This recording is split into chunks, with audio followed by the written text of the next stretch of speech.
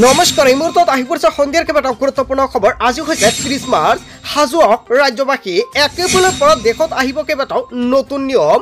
লাখ লাখ মহিলা গোটৰ একাউণ্টত 1 এপ্ৰিলত সোমাব 10,000 কোটি টকা। লগতে 1 এপ্ৰিলৰ পৰা চৰকাৰে বিতৰণ কৰিব নতুনকৈ ৰেচন কাৰ্ডৰ চাউল আৰু 1 এপ্ৰিলৰ পৰা চৰকাৰে নতুনকৈ PMAY চৰকাৰী ঘৰ জিঅ' টেকিঙৰ প্ৰক্ৰিয়া আৰম্ভ কৰিব আৰু এয়া অনলাইনৰ মাধ্যমত আপুনি কৰিব পাৰিব। লগতে অৰুণোদয়ৰ নতুন তালিকা প্ৰকাশ কৰিব চৰকাৰে। লাখ লাখ অৰুণোদয় হিতাধিকাৰীৰ একাউণ্টত 10 তাৰিখত সোমাব 1250 টকাকৈ।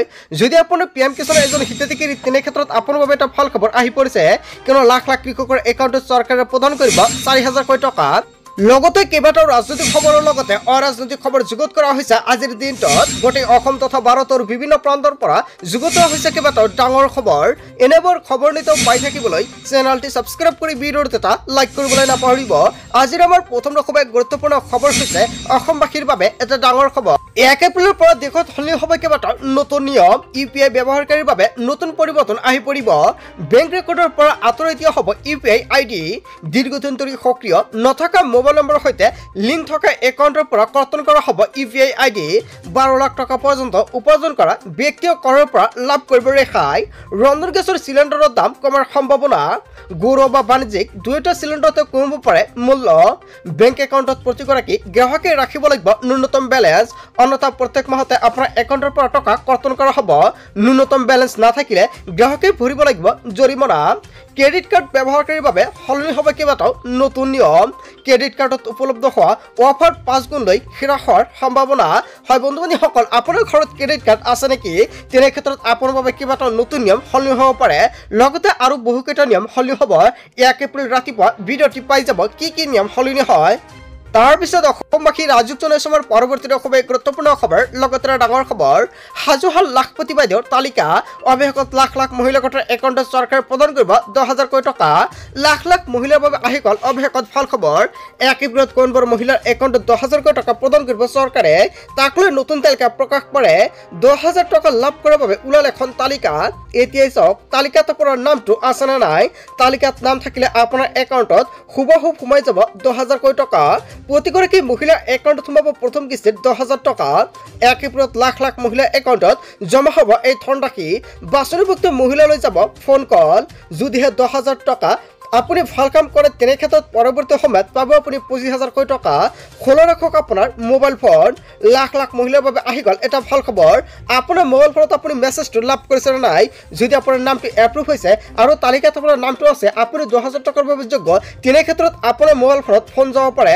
ফোন কলে লগে লগে আপুনি কল কৰি জনাই দিয়ক। তাৰপিছত অসমবাসী ৰাজুক জনাইছমৰ পৰৱৰ্তী খুবেই গুৰুত্বপূৰ্ণ খবৰ। লগতে ডাঙৰ খবৰ, PMAY চৰকাৰী ঘৰ জিঅ' টেকিঙৰ সম্পূৰ্ণকৈ বৃদ্ধি কৰা হৈছে সময়সীমা।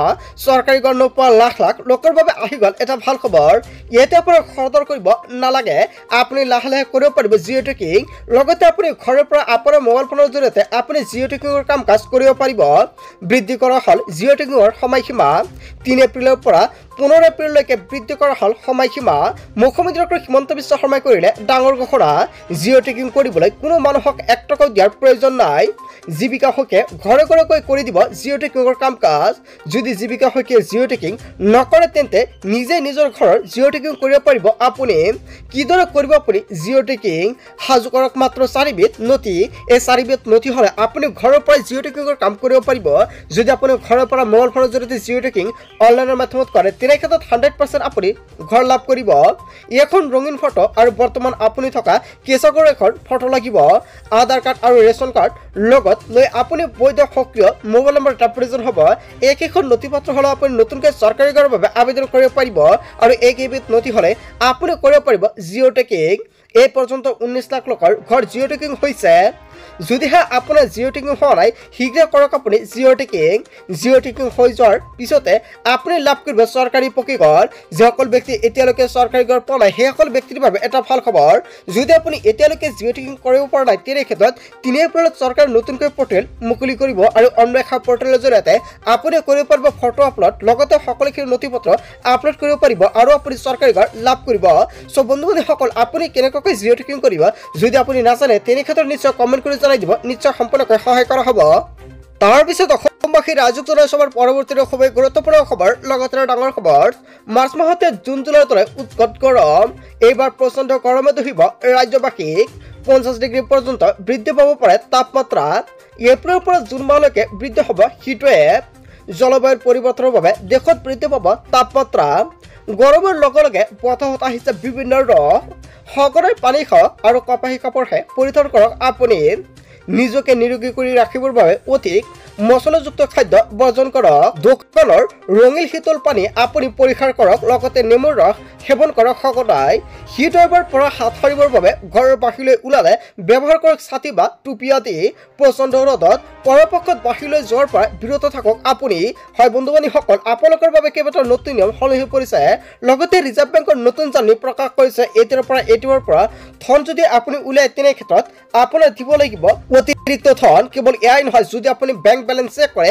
তথাপি আপোনাৰ অতিৰিক্ত টকা দিব লাগিব আৰু 1 মাহৰ পৰা কাৰ্যকৰী হ'ব এই নীতি হয় বন্ধু বান্ধৱীসকল নতুন নিয়ম সলনি হৈছে ৰিজাৰ্ভ বেংকৰ নতুন জাননী মতে তাৰপিছত অসমবাসী ৰাইজক জনাইছো আমাৰ পৰৱৰ্তী খুবেই গুৰুত্বপূৰ্ণ খবৰ লগতে ডাঙৰ খবৰ লাখ লাখ ৰেচন কাৰ্ডৰ হিতাধিকাৰীৰ বাবে আহি গ'ল ডাঙৰ খবৰ 1 এপ্ৰিলৰ পৰা নতুন নিয়মেৰে সংগ্ৰহ কৰিব লাগিব ৰেচনৰ সামগ্ৰী হয় বন্ধু বান্ধৱীসকল 1 এপ্ৰিলৰ পৰা দেশত সলনি হ'ব কেইবাটাও নতুন নিয়ম আৰু নতুন নিয়ম সলনিৰ সময়তে লাখ লাখ দৰিদ্ৰ হিতাধিকাৰীয়ে লাভ কৰিব ৰেচনৰ চাউল ৰেচন কাৰ্ডৰ হিতাধিকাৰীৰ লগতে ৰেচনৰ দোকানীৰ বাবে বহু নতুন নিয়ম সলনি হ'ব আজি জানি লওক সকলো নিয়ম 1 তাৰিখে পুৱাই যাওক আপুনি ৰেচনৰ দোকানলৈ লগত লৈ যাওক ৰেচন কাৰ্ড সংগ্ৰহ কৰক প্ৰাপ্য ৰেচন সংগ্ৰহ কৰি আপুনি ই-পছ মেচিনত দিয়ক ফিংগাৰপ্ৰিণ্টহে সংগ্ৰহ কৰক ৰচিদ নোলোৱাকৈ উভতি নাহিব দোকানৰ পৰা অন্তদয় অন্ন যোজনাৰ অধীনত লাভ কৰিব 35 কিলোকৈ চাউল অগ্ৰাধিকাৰ পৰিয়ালৰ প্ৰতিজন সদস্যই লাভ কৰিব 5 কিলোকৈ চাউল